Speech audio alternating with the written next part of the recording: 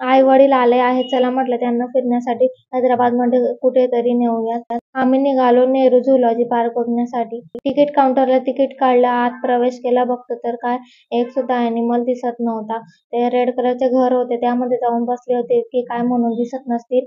पुढे जाऊन एका पिंजऱ्यामध्ये माकड दिसले, ते सुद्धा आत शिरताना दिसत होते. खूप सारे असे पिंजरे केलेले त्यामध्ये ॲनिमल्स बघायला मिळतात. इंडियन टायगर सुद्धा आपल्याला पार्कमध्ये बघायला मिळतो.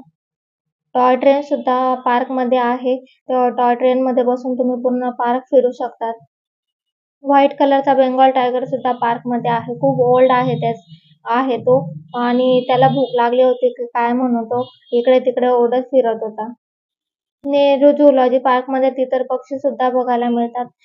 वेगवेगळ्या प्रकारचे पक्षी आहेत. वेगवेगळ्या प्रकारचे मोर सुद्धा बघायला मिळतात आपल्याला. त्यांची जाळी खूपच जास्त बारीक होती त्यामुळे विजन काही एवढं क्लिअर नव्हतं. व्हाईट मोर, इंडियन मोर सुद्धा पार्कमध्ये बघायला मिळतात. सुंदर असं वातावरण आहे, सुंदर असं गार्डन आहे. आम्ही निघालो जंगल सफारीसाठी. जंगल सफारी करताना आम्हाला रोडावरच लायन आणि टायगर खूप जवळून बघायला मिळाले आणि रियांचे रिॲक्शन हे बघण्यासारखे होते, कारण की त्यांनी पहिल्यांदाच लायन आणि टायगर इतक्या जवळून बघितला होता. लहान मुलांना असं प्राण्यांच्या गार्डनमध्ये घेऊन गेलं की ते जवळून प्राणी बघतात आणि त्यांना खूप छान असं वाटतं. ते पुस्तकात बघत असतात त्यामुळे एवढं काय त्यांना कळत नाही, पण रिअलमध्ये बघितलं की खूप छान वाटतं. गार्डनमध्ये बटरफ्लाय पार्क सुद्धा आहे, तर आम्ही निघालो बटरफ्लाय पार्क बघण्यासाठी.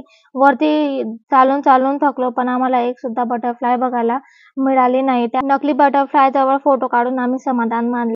फुल व्लॉग हा मेन चॅनलवर लवकरच येणार आहे, तर चॅनलला सबस्क्राईब करा, लाईक करा आणि शेअर करायला विसरू नका. चलो बाय.